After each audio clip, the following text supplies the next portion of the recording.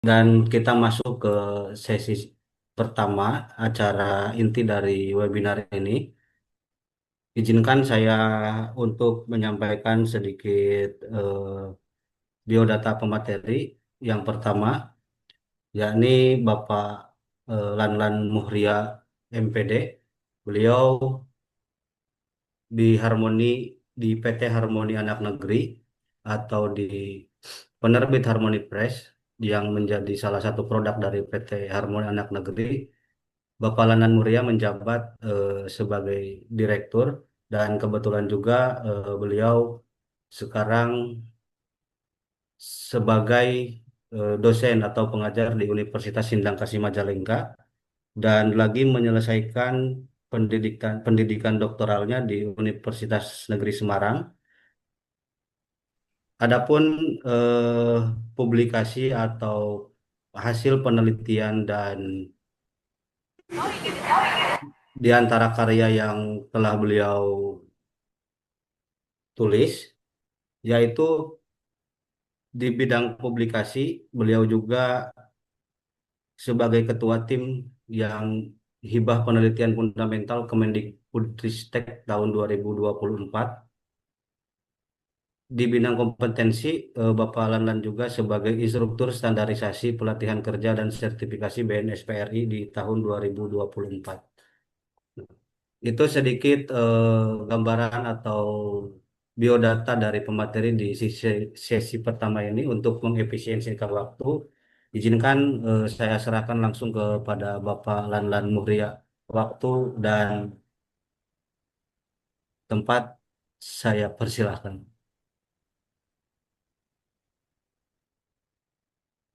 Baik, terima kasih Mas Fajar. Kalau di KB, di Majalengka, di Cirebon dan sekitarnya, Bapak Ibu izin juga menyampaikan yang dari Jambi tadi dari Lampung ya.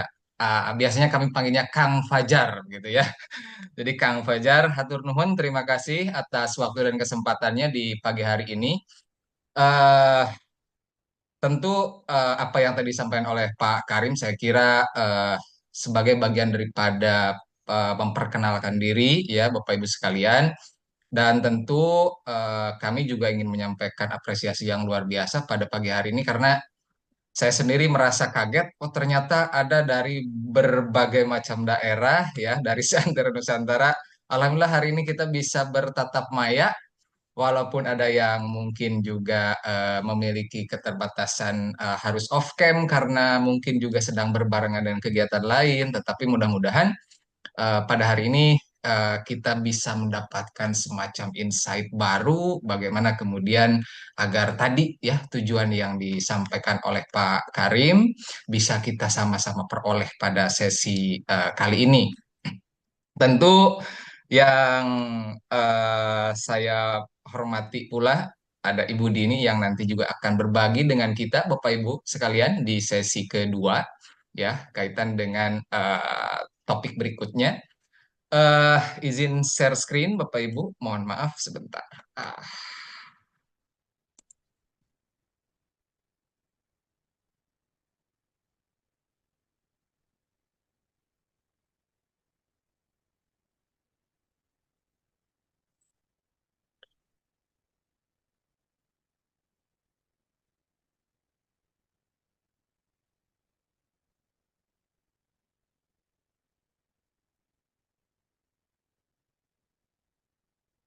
baik, Bapak Ibu sekalian,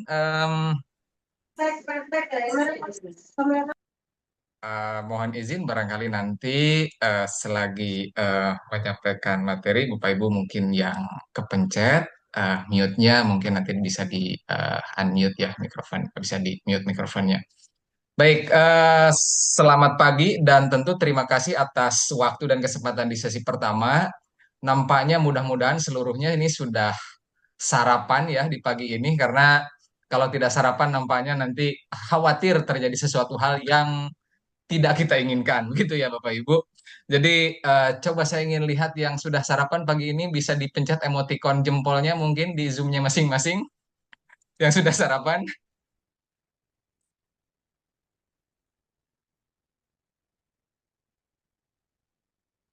Bapak Ibu sudah sarapan semua pagi ini?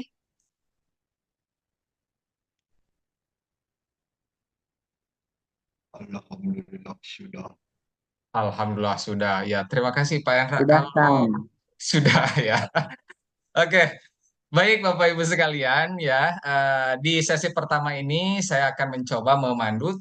Sebetulnya lebih kepada sharing, mungkin berbagi dengan Bapak Ibu sekalian, dan tentu nanti di sesi berikutnya setelah paparan saya kita juga bisa semacam berdiskusi kaitan dengan bagaimana sih kemudian agar segala ide, pikiran, gagasan yang kita miliki, terlebih hari-hari ini kita misalnya kalau saya lihat mayoritas adalah Bapak Ibu juga bergelut di dunia akademik di perguruan tinggi, ada yang berprofesi sebagai dosen, bahkan saya lihat di apa yang isi form itu juga ada teman-teman dari guru ya. Terima kasih juga sudah bisa mengikuti kegiatan ini.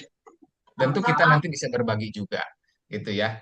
Nah, Bapak Ibu sekalian, tentu ketika ide, gagasan, pikiran kita kemudian ingin kita tuangkan dalam sebuah eh, naskah, biasanya itu selalu pertanyaan mendasarnya ataupun pertanyaan pertama dari kita adalah sebetulnya kata apa yang pertama kali harus saya tulis gitu.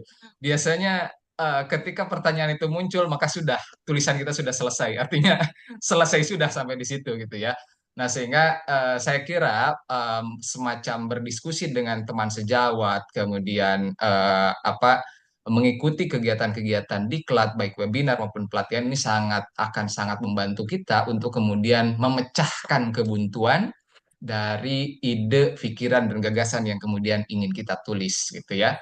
Nah, kaitan dengan ini, Bapak Ibu sekalian, ya sebelum ke materi, saya ingin memastikan ya, walaupun tadi saya lihat ada Pak Herianto kalau tidak salah di WhatsApp grup menyampaikan sedang di perjalanan jadi off cam. Mudah-mudahan selamat sampai tujuan ya, tidak terjadi sesuatu hal yang tidak kita inginkan. Bapak Ibu juga mungkin yang sudah menyiapkan kopi di sampingnya dipastikan tidak tersenggol ataupun nantinya jatuh ke laptopnya masing-masing gitu ya. Eh, Aliran listriknya juga dipastikan aman Bapak Ibu. Kadang-kadang kalau tidak aman laptop saya mah nyetrum gitu ya Bapak Ibu sekalian. Nah, mohon dipastikan suasana di sekitar Bapak Ibu juga aman ya sehingga Bapak Ibu duduk dengan nyaman, tenang, sembari kita berdiskusi dan kemudian menyimak apa-apa yang kita bisa diskusikan pada pagi hari ini. Itu yang pertama. Nah, berikutnya Bapak Ibu sekalian, tentu kenapa eh, menulis itu menjadi penting bagi kita karena kita sadar betul sebagai masyarakat akademis bahwa satu-satunya cara untuk kemudian pikiran gagasan kita bisa sampai kepada khalayak, kepada masyarakat adalah tentu satu di antaranya adalah dengan eh, tulisan kita. Nah, oleh karenanya, tentu yang pertama adalah kita selalu berupaya, terlebih sebagai akademisi, adalah untuk memberikan kontribusi terhadap ilmu pengetahuan. Jadi, ini menjadi semacam motif kita lah, gitu ya, menjadi semacam motif kita untuk kemudian memberikan kontribusi yang positif, kontribusi yang luar biasa terhadap perkembangan ilmu pengetahuan, ya, dengan memperluas wawasan lewat penelitian mendalam dan ataupun teori baru. Jadi, sekalipun karya kita entah karya dalam bentuk karya mandiri maupun karya kolaborasi nantinya itu bisa kita lihat pada topik apa yang kita angkat yang kemudian bisa kita sajikan dan bisa dibaca oleh masyarakat luas. Yang kedua adalah penulisan akademik ini tentu juga ingin meletakkan tulisan-tulisan itu pada aspek sifatnya yang ilmiah. Jadi memastikan bahwa tulisan kita itu menjaga objektivitas dan verifikasi fakta sebagai dasar karya. Jadi kalau kita lihat misalnya dalam berbagai eh, tulisan, dalam berbagai buku, ada yang memang full sifatnya konseptual, ada yang combine dia apa menuliskan konseptualnya iya, kemudian praktisnya juga iya. Nah, biasanya nanti kita akan lihat berapa persen sih semestinya baiknya dalam sebuah buku itu, kemudian konseptualnya, kemudian praktisnya berapa persen gitu. Kita akan mungkin kita bisa nanti kita diskusikan soal-soal itu. Nah, yang ketiga adalah tentu ini akan berbicara soal standar kualitas. Nah, yang terpenting adalah dalam konteks penyusunan buku ini, Bapak Ibu sekalian, khusus buku ya. Nah, termasuk mungkin juga di artikel di jurnal ya, biasanya kita diharapkan untuk mengikuti template yang disediakan oleh publisher gitu kira-kira ya. Jadi yang terpenting adalah penuhi kriteria penerbit agar diterima luas. Nah, kriterianya mungkin dari sisi template-nya, mungkin dari sisi contoh semacam teknisnya adalah huruf yang digunakan, contoh lainnya misalnya soal batasan berapa persen similarity-nya dan lain sebagainya, begitu ya. Jadi setiap penerbit tentu memiliki kriteria tersendiri yang harus mau tidak mau harus juga diikuti oleh eh, para penulis gitu ya sehingga ini akan masuk kepada penerbit dan kemudian penerbit itu bisa mengajukan proses untuk ISBN-nya. Jadi tiga hal penting ini saya kira menjadi dasar bagi kita semua Bapak Ibu kaitan dengan pentingnya penulisan akademik. Yang pertama adalah kontribusi ilmu pengetahuan, yang kedua tentu kita ingin meletakkan sikap ilmiah pada karya-karya kita, dan yang ketiga adalah yang terpenting adalah standar kualitas. Jadi standar kualitas ini tentu sekali lagi adalah setidak-tidaknya kita akan merujuk pada kriteria apa sih sebetulnya yang ditentukan oleh penerbit. Karena tentu penerbit juga tidak serta-merta, mohon maaf gitu ya, tidak serta-merta langsung mengajukan ISBN. Nah, dia punya kriteria, punya standar ketentuan yang harus dipenuhi oleh setiap penulis yang akan menuliskannya. Nah, setidak-tidaknya, Bapak Ibu sekalian, ketika kita akan menyusun sebuah naskah buku, tiga hal ini mungkin bisa menjadi referensi, ya. Yang pertama adalah menentukan target audiens. Kita tuh mau nulis buku tuh untuk mahasiswa kah?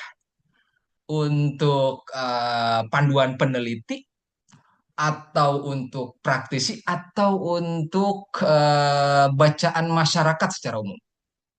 Nah, misalnya satu di antara jenis buku yang mungkin bisa Bapak Ibu susun contoh misalnya adalah buku ajar. Nah, tentu kan ketika kita akan menentukan ataupun menyusun buku ajar ini harus dipastikan bahwa buku ajar ini disusun berdasarkan yang pertama tentu mungkin dasarnya adalah eh, rencana pembelajaran semester yang kita miliki pada mata kuliah yang kita ampu. Yang kedua juga memastikan bahwa bahasa yang kita tulis dalam buku ajar kita itu bisa difahami, bisa diterima oleh mahasiswa kita. Karena itu kan target audiensnya adalah untuk buku ajar Bapak Ibu adalah para mahasiswa, gitu ya, para mahasiswa. Sehingga kira-kira mungkin bahasanya yang memang bisa dipahami oleh para mahasiswa. Jadi menentukan target audiens adalah juga bagian daripada langkah awal ya. Langkah awal yang mungkin perlu Bapak Ibu pikirkan ketika akan menyusun sebuah naskah buku. Yang kedua adalah merumuskan kontribusi keilmuannya. Ya, kontribusi keilmuan ini adalah tentu tetapkan dengan jelas nilai tambah yang ingin diberikan buku Bapak Ibu pada bidang ilmuwan, baik pengembangan teori, metodologi ataupun aplikasi praktis. Jadi, apa yang membedakan buku Bapak Ibu yang hari ini disiapkan dengan, mohon maaf misalnya dengan buku-buku yang sudah ada? Nah, apakah ada updating pada misalnya perkembangan teori yang digunakannya? Apakah dari sisi apa praktik-praktik baik yang mungkin lebih up to date dan lain sebagainya. Nah, ini merumuskan kontribusi-kontribusi keilmuan inilah yang kemudian juga menjadi dasar pokok dalam mengidentifikasi tujuan penulisan Bapak Ibu. Yang ketiga adalah menetapkan cakupan pembahasan. Nah, kalau di contoh tadi buku ajar misalnya, biasanya kan kita terpaku ya, maksudnya merujuk gitu ya, merujuk pada rencana pembelajaran semester. Misalnya dalam satu semester ini mata kuliah A ada berapa topik, ada berapa pokok bahasan gitu ya. Nah, itu biasanya itu sudah clear lah. Nah, tetapi dalam konteks penulisan buku-buku umum, buku-buku referensi misalnya. itu kan kita harus berupaya memikirkan dengan baik. Kita ini akan membahas apa dan sampai apa, gitu ya. Jadi kita dituntut untuk mengidentifikasi bagian-bagian mana yang harus diberikan pendalaman yang lebih dalam, bagian-bagian mana yang mungkin hanya sebutlah pengantar-pengantar saja gitu ya. Karena apa? Karena sekali lagi dalam konteks menyusun sebuah buku ini kan selain tadi ada target audiens yang memang harus kita pertimbangkan, karena mungkin audiensnya yang tadi variatif, beraneka ragam gitu ya dan lain sebagainya, maka cakupan pembahasan yang kita susun pada sebuah buku juga diperlukan untuk apa? Untuk membatasi tadi jangan sampai yang satu tidak selesai gitu ya pembahasannya sudah pindah ke pembahasan yang lain. Nah, ini secara sistematika nanti kurang pas juga gitu ya dalam buku yang kita sediakan. Nah, Bapak Ibu sekalian, berikutnya adalah soal analisis target audience. Nah, karakteristik audiens akademik. Jadi, yang pertama tadi mengidentifikasi profil pembaca kita, ya misalnya termasuk latar belakang pendidikan, bidang keahlian, atau kebutuhan informasi untuk menyusun konten buku. Jadi kalau kita punya semacam eh, dasar itu, biasanya akan mengalir dalam tulisan-tulisan kita itu sesuai dengan apa target tadi, target audiens kita. Bahwa buku ini harus mampu dibaca oleh kelompok ini begitu ya. Yang kedua adalah mungkin juga bisa pertimbangkan tingkat pengetahuan pembaca ya. Jadi menganalisis pemahaman dasar pembaca tentang topik, memastikan konten buku sesuai dengan tingkat pengetahuan target audiens. Yang ketiga adalah kebutuhan informasi spesifik. Nah, Bapak Ibu perlu menentukan informasi khusus yang dicari pembaca, termasuk teori, metode, ataupun aplikasi praktis yang relevan dengan bidang pembaca.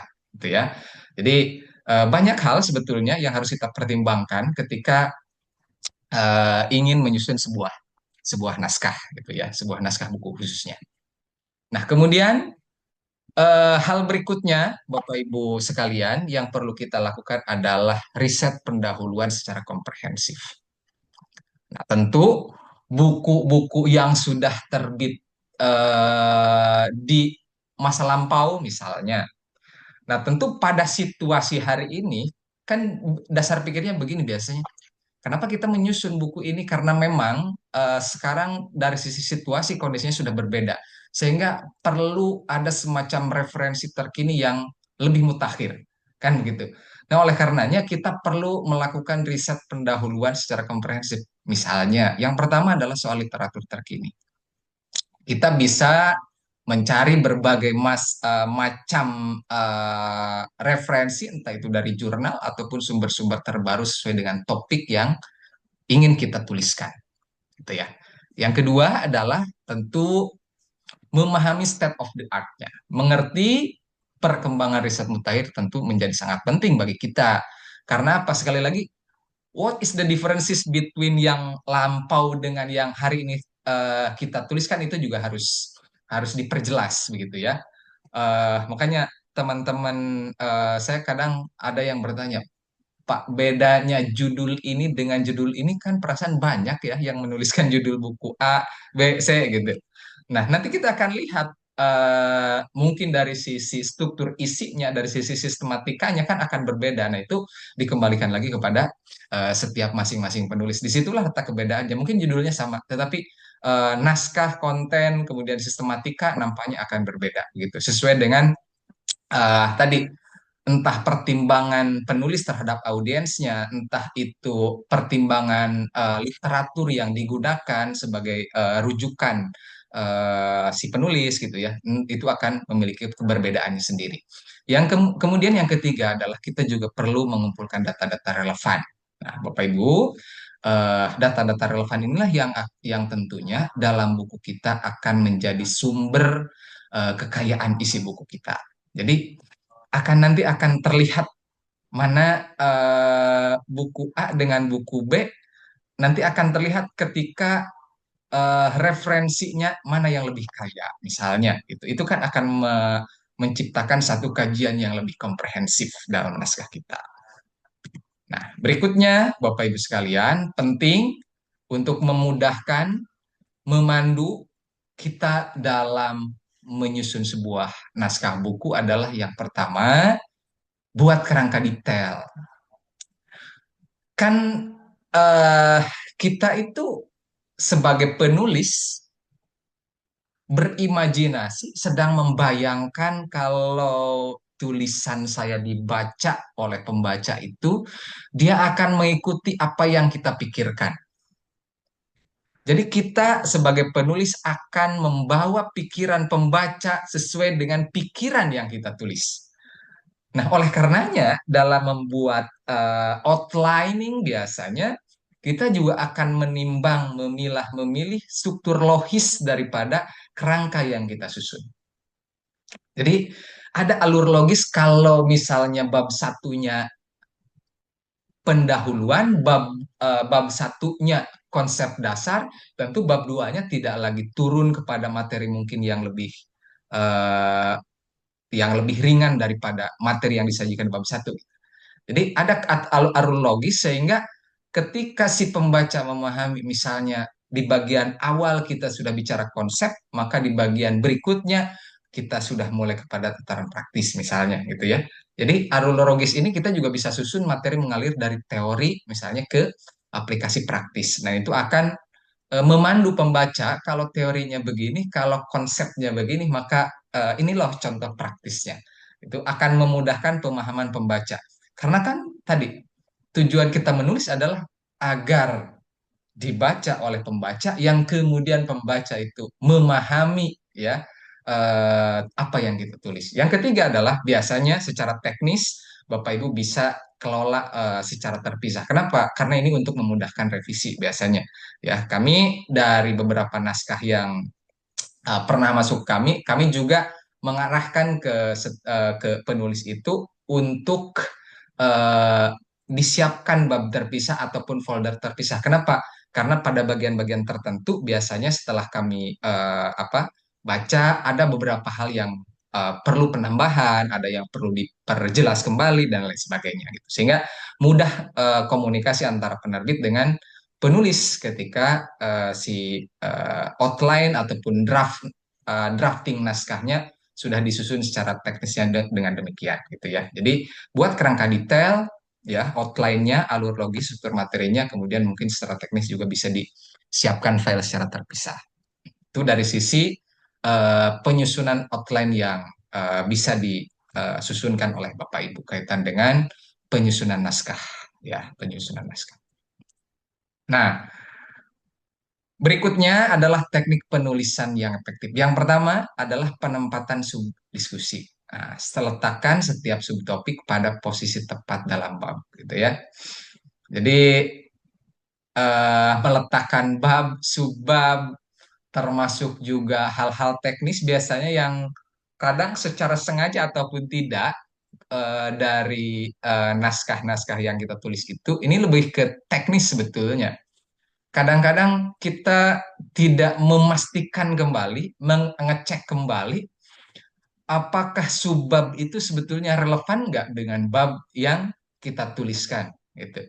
Jadi nanti ada prinsip soal koherensi, soal alur kohesif yang nanti harus terbangun dalam sebuah draft naskah gitu ya. Yang kemudian yang kedua adalah kelengkapan pembahasan. Jadi jelaskan topiknya secara menyeluruh tanpa berlebihan. Kenapa? Karena yang terpenting adalah dari setiap bab, setiap pembahasan yang kita sajikan itu memiliki mohon maaf, dapat dipahami oleh pembaca sesuai dengan bab yang kita sajikan. Yang ketiga adalah upayakan menggunakan bahasa yang jelas dan presisi, ya. Karena kita di lingkungan akademik, mungkin bisa gunakan istilah akademik dengan gaya ringkas dan ilmiah. Jadi hal-hal teknis ini yang juga perlu diperhatikan ya ketika kita akan menyusun sebuah naskah, entah itu naskah buku maupun naskah artikel jurnal. Nah, yang berikutnya adalah aspek ilmiah dan orisinalitas. Tentu ini, ya, tentu ini yang saya tidak mengatakan yang lainnya tidak penting, tetapi saya kira ini soal etik gitu ya. Jadi ada sifat ilmiah bersifat valid dan tinjauan kritis, kemudian soal orisinalitas, dan yang ketiga adalah argumentasi. Nah, pada bagian orisinalitas ini kan soal etika akademik begitu ya. Etika akademik, etika kita sebagai masyarakat akademis yang harus menjunjung orisinalitas sebuah karya. Oleh karenanya, memastikan betul pada aspek orisinalitas itu nampaknya satu keharusan yang tidak bisa tidak gitu ya bagi kita sebagai penulis, terlebih perkembangan tulisan akhir-akhir ini kan luar biasa begitu ya, entah dalam bentuk buku, entah entah dalam bentuk artikel jurnal gitu ya, yang kadang-kadang kita tidak bisa, agak sulit membedakan mana sebetulnya eh, karya tulisan yang betul-betul orisinal gitu ya, betul-betul orisinal. Nah, oleh karenanya memastikan ini Bapak Ibu menjadi satu keharusan yang tidak bisa kita abaikan pada aspek tulisan. Ya, tentu Bapak Ibu juga tahu, mungkin pernah mendengar, pernah menyaksikan pada beberapa rekan-rekan kita yang mungkin mengabdikan diri sebagai dosen di perguruan tinggi gitu ya, pernah ada yang mungkin dipermasalahkan hanya karena tulisannya gitu. Nah, oleh karenanya ini perlu betul-betul diperhatikan aspek orisinalitas ini. Nah, bagaimana sekarang mengorganisasikan konten kita? Yang pertama, alur kohesif. Jadi, memastikan betul konten keterhubungan ya antar bab dan subbab tadi. Alur kohesif ini betul-betul kita perhatikan. Yang kedua adalah pembagian babnya ya. Kenapa harus ada bab? Ya tadi, agar setidak-tidaknya pembaca paling tidak gitu ya, pun kita sebagai penulis biasanya punya patokan, punya panduan. Oh, hari ini saya sedang mengerjakan bab satu. Bab satu itu tentang A gitu. Jadi ketika apa yang kita pikir dalam benak kita, dalam pikiran kita sudah mungkin out of the box gitu ya, sudah kemana pikirnya, kita akan kemudian merujuk lagi kepada bab yang sedang kita bahas. Nah, ini akan sangat membantu sebetulnya secara technically dalam konteks menyusun sebuah naskah. Tentu saya yakin dan percaya tidak ada naskah yang selesai hanya dalam satu malam, karena itu perlu pikiran yang matang, pikiran yang tenang gitu ya dalam menyusun sebuah terlebih naskah buku yang mungkin terdiri dari beberapa bab gitu ya. Nah, kemudian yang ketiga adalah dalam konteks organisasiannya kita bisa menyeimbangkan ya antara teori dan praktek. Misalnya seimbangkan teori secara mendalam dengan contoh aplikasi nyata. Dan ini sekali lagi untuk memberikan insight kepada pembaca agar yang dibacanya bukan hanya konseptual, bukan hanya teoritis, tetapi juga diberikan informasi tentang aplikasi nyata pada misalnya konsep tertentu, pada teori tertentu. Nah, ini akan memberikan manfaat yang luar biasa kepada pembaca memahami sebuah konsep tertentu gitu ya Bapak Ibu.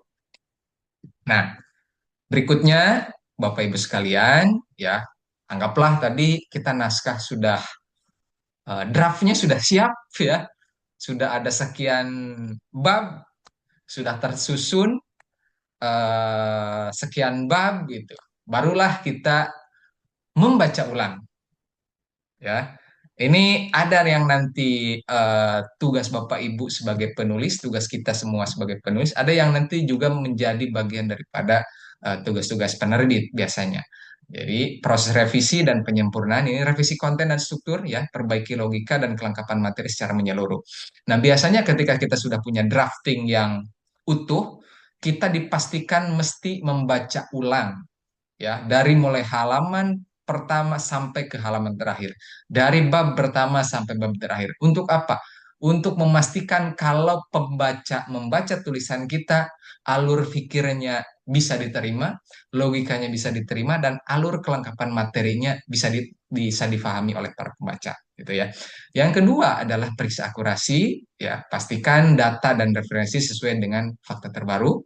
Dan yang ketiga adalah aspek teknis, gunakan tata bahasa benar sesuai dengan format yang konsisten gitu ya.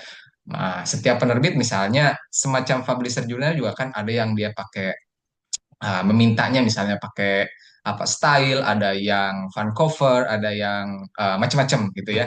Nah, tinggal itu hal aspek teknisnya ya, mengikuti template lah yang disediakan oleh penerbit.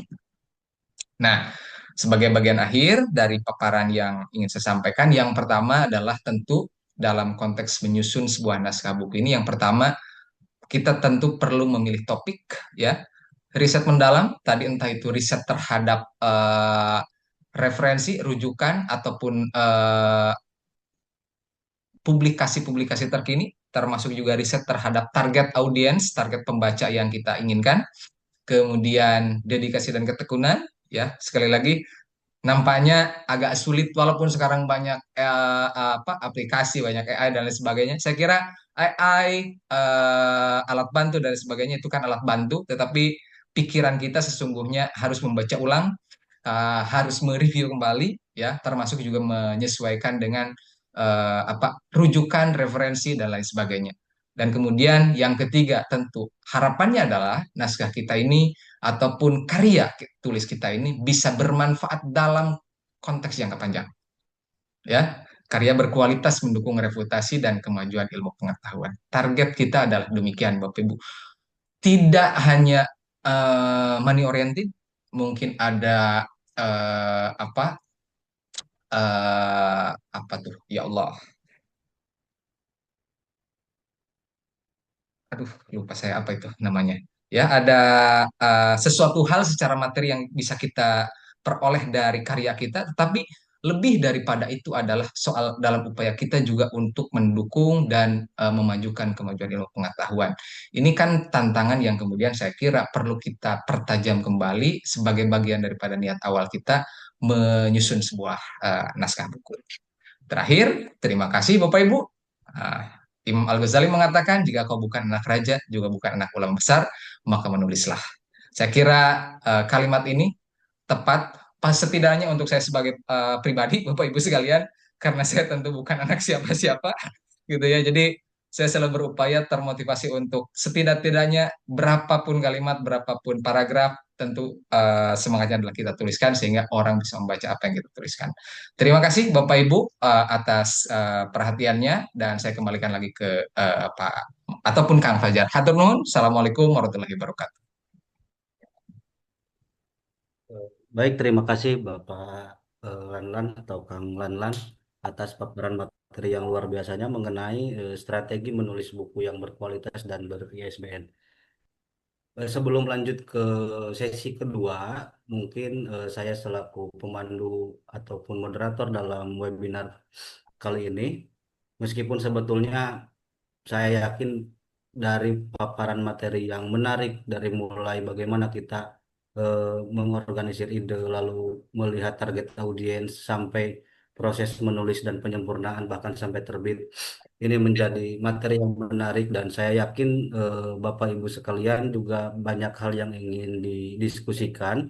Akan tetapi mengingat eh, keterbatasan waktu dan lain hal, saya batasi tiga penanya untuk berdiskusi terkait materi di sesi satu sebelum masuk ke sesi dua.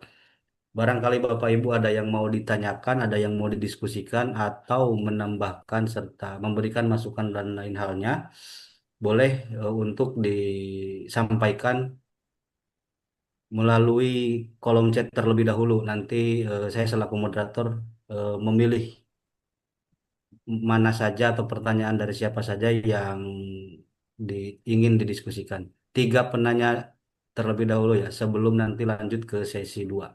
Mangga Bapak Ibu sekalian.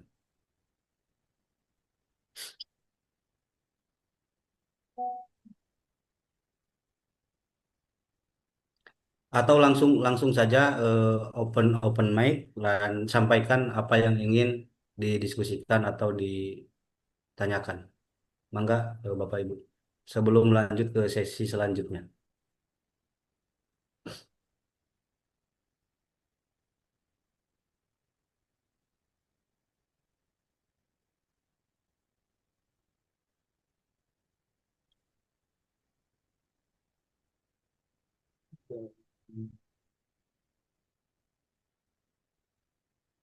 Silakan Kak David Rahmawati, bisa langsung disampaikan saja.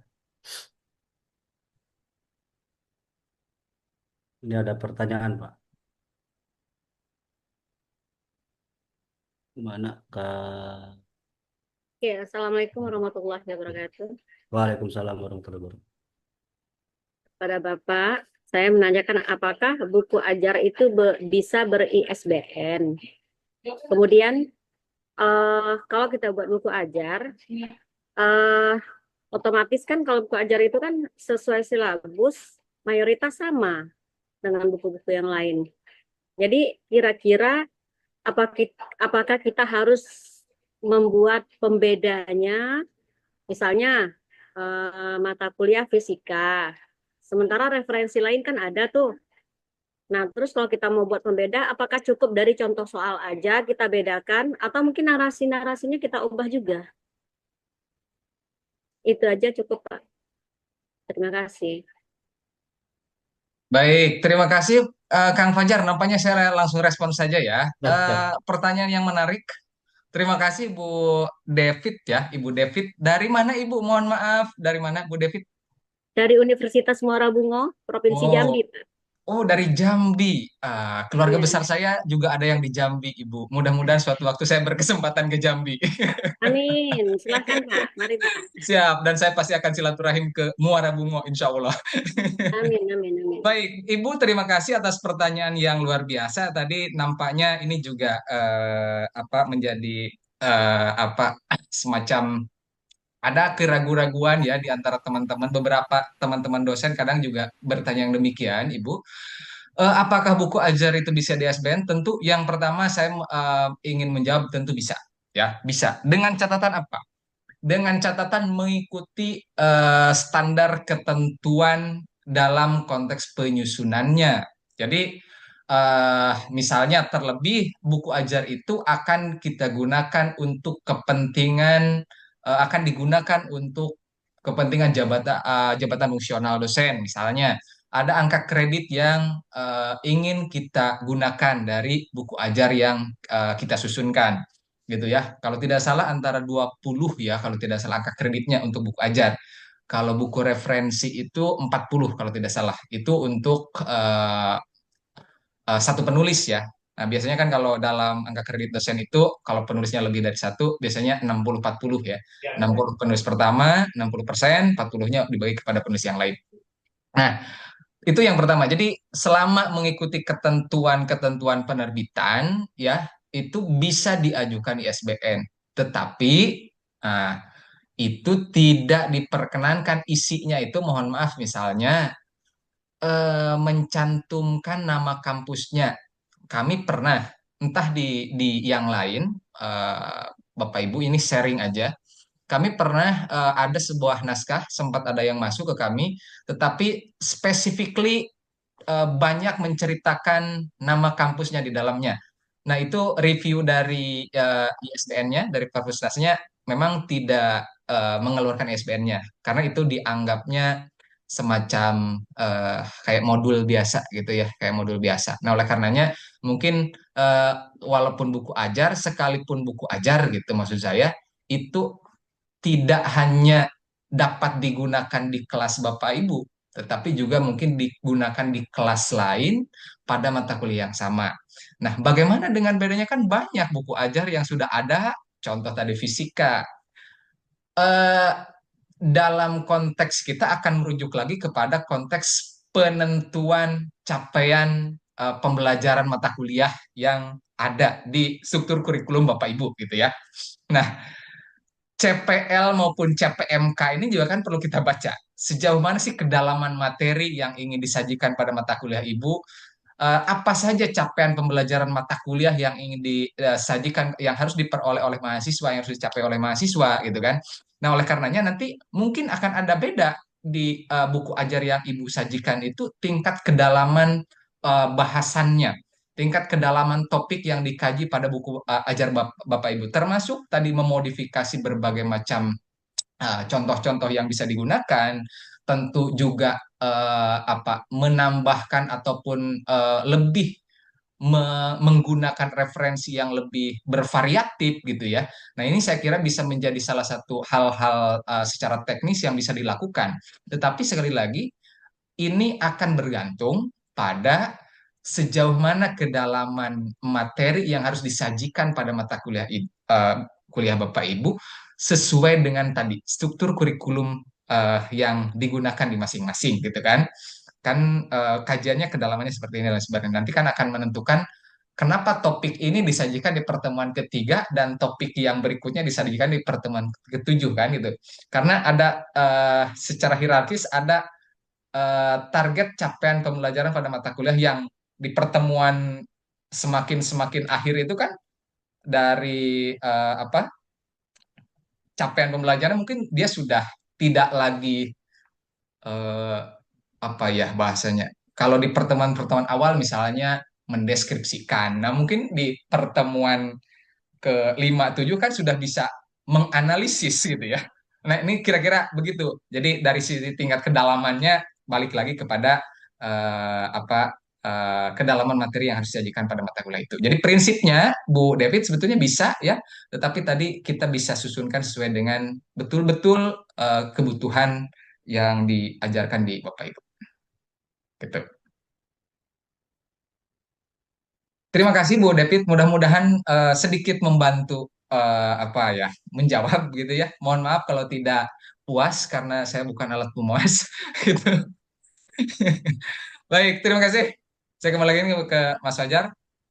Oke, terima kasih Pak Landan. Mungkin itu Bu David sharing-sharing terkait bagaimana apakah buku ajar bisa secara prinsip, ya tentunya bisa dengan beberapa catatan tadi yang telah disampaikan. Barangkali ada dari yang lain untuk bisa berdiskusi atau ada yang mau dipertanyakan, ditambahkan dan lain hal sebagainya. Maka sebelum kita lanjut ke sesi kedua dari Bapak Ibu sekalian, boleh dari Kang Fahmi Najib Halim, mangga langsung saja di open mic-nya dan langsung disampaikan saja Pak Najib.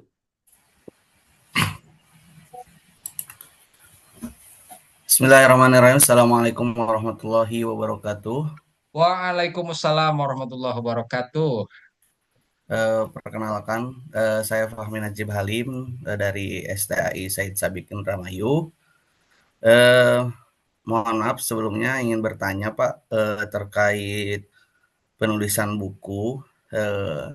Mungkin eh, lebih penting mana Pak antara buku sama e-book Pak?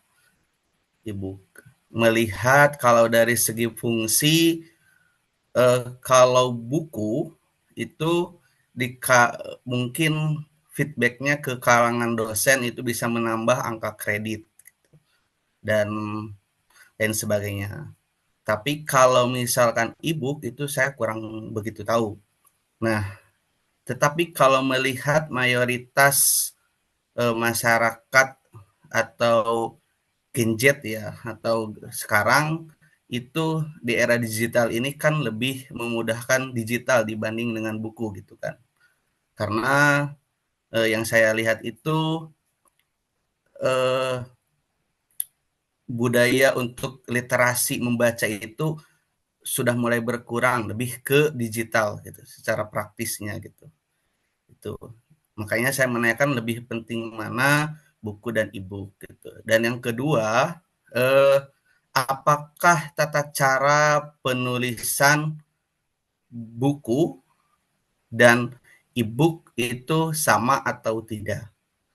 Gitu. Kalaupun misalkan beda, itu bisa mungkin ini bisa menjadi bahan nanti eh, acara selanjutnya gitu dalam tata cara penulisan e-book gitu. Apalagi di era digital saat ini gitu Pak. Mungkin itu yang dapat saya sampaikan, kurang dan lebihnya mohon maaf. Assalamualaikum warahmatullahi wabarakatuh. Waalaikumsalam warahmatullahi wabarakatuh. Terima kasih Ustadz Fahmi. Nah, karena dari STAI, jadi Sekolah Tinggi Agama Islam, pasti Pak Kiai ini begitu ya. Terima kasih Pak Kiai atas respon dan pertanyaannya. yang Afwan. saya kira luar biasa gitu ya. Izin Kang Fahmi, saya ingin memberikan respon yang mudah-mudahan Bapak Ibu juga sebetulnya kita sharing boleh ya. Jadi kalau misalnya nanti ada juga yang ingin menambahkan informasi, jadi kita berbagi informasi di sini ya Bapak Ibu. Tetapi kaitan dengan pertanyaan Kang Fahmi tadi ya, Pak Fahmi dari STI Said Sabik Indramayu, soal buku dengan e-book. Betul, memang nampaknya kita sepakat bahwa dengan perkembangan digital akhir-akhir ini, perkembangan teknologi yang luar biasa pesatnya, nampaknya buku cetak itu sudah apa ya? Bukan, saya tidak ingin mengatakan tidak laku di pasar, tetapi soal aksesibilitas pada akhirnya. Nah, soal aksesibilitas ini yang paling memungkinkan hari ini kan e-book, ya, e-book. Nah, tetapi begini Pak Fahmi, nampaknya dalam pandangan saya soal buku dan e-book itu kan sebetulnya dua-duanya buku ya, hanya lebih kepada formatnya saja. Kalau yang hari ini kita pegang adalah buku cetak, maka yang nampaknya yang kita baca lewat gadget gitu ya, lewat perangkat-perangkat digital, nah itu yang kemudian kita bisa sebut sebagai e-book. Dari sisi pengajuan buku ya, ISBN, untuk ISBN buku, sebetulnya ada dua pilihan yang disajikan oleh Perpusnas kepada setiap penerbit dan itu terkonfirmasi nantinya dengan setiap penulis. Apakah e-book, apakah buku gitu ya. Bukunya maksud saya buku cetak. Nah, kita bisa pilih apakah mau e-book atau buku cetak. Nah, ini untuk menjawab pertanyaan yang kedua nampaknya Pak Fahmi. Apakah teknis penulisan e-book dengan buku itu ada sesuatu hal yang berbeda? Nampaknya sepanjang kami mengelola gitu ya, bukan sepanjang malah karena tadi Pak Karim menyampaikan 2023. Jadi sependek yang kami kelola akhir-akhir ini untuk kedua jenis ini gitu ya, dari sisi administrasi persyaratannya, kemudian format-format template-template yang memungkinkan diminta oleh ISBN sebetulnya hampir sama gitu ya, sama saja gitu ya. Jadi untuk menulisnya, apakah mau nantinya bukunya dalam bentuknya e-book, e-book itu berarti nantinya PDF-nya gitu ya, atau nanti dicetak gitu ya sebagai buku cetak. Jadi kalau Bapak Ibu lihat nanti di buku Bapak Ibu, nanti cek saja di ISBN Perpusnas, sebetulnya itu bisa kelihatan buku kita itu oleh penerbit itu masuknya buku cetak atau buku e-book gitu ya, PDF nantinya. Jadi kalau satu buku itu diajukan, cetaknya diajukan, ISBN-nya di apa PDF-nya diajukan, maka akan ada dua seri number nantinya. Ada seri cetaknya, ada seri e-booknya gitu. Tergantung Bapak Ibu nantinya akan menggunakan format yang mana gitu. Mungkin itu Kak Pak Fahmi ya, sedikit informasi dari saya kaitan dengan pertanyaan Pak Fahmi. Oh ya, lupa saya. Tadi soal kepentingan, apakah bisa digunakan untuk kepentingan jabatan akademik dosen? Tentu bisa, gitu ya. Tentu bisa, tidak ada sepanjang saya menggunakan, ini pengalaman pribadi, mohon izin, mungkin Bapak Ibu ada yang berbeda. Sepanjang kami menggunakan, alhamdulillah, asesor untuk reviewer untuk kepentingan jabatan fungsional dosen, entah itu kenaikan, entah itu pengajuan pertama, itu nampaknya tidak ada bedanya gitu ya, diterima saja oleh reviewer gitu, digunakan angka kreditnya gitu ya, sama saja. Itu mungkin Pak Fahmi, terima kasih ya, mohon maaf jika kurang pas menjawabnya. Berarti semuanya sama saja ya, Pak? Yang Ya, membedakan hanya covernya saja berarti ya? bukan covernya Pak, tetapi ini jenis bukunya, apakah ini jenisnya e-book? E-book itu kan PDF berarti nantinya Iya. secara pengajuan ISBN-nya gitu. Hmm. Atau ini dicetak dalam versi cetak gitu. Itu Ya, ya, aja ya, ya, ya. gitu. Untuk kepentingan angka kredit sepanjang pengalaman dan pengetahuan saya nampaknya tidak ada beda ya dari reviewer untuk khususnya angka kredit dosen. Hmm. Gitu. Oke. Terima kasih Pak Fahmi. Salam untuk Pak Kepala Biro STI Said Sabik. Ya, Siap. Terima kasih. Oke, baik. Terima kasih Pak Fahmi dari STI Said Sabik Indramayu. Dan karena berhubung waktu juga sudah sesi satu sudah habis, mohon maaf yang sebesar-besarnya kepada Bapak Ibu yang mungkin belum bisa kami akomodir pertanyaannya, tapi boleh nanti untuk disimpan dan barangkali masih ini nyambung dengan sesi kedua boleh nanti ditanyakan. Untuk teknis mungkin sambil jalan saja, nanti boleh pertanyaan sambil jalan di kolom chat biar saya selaku moderator untuk memilih nanti di akhir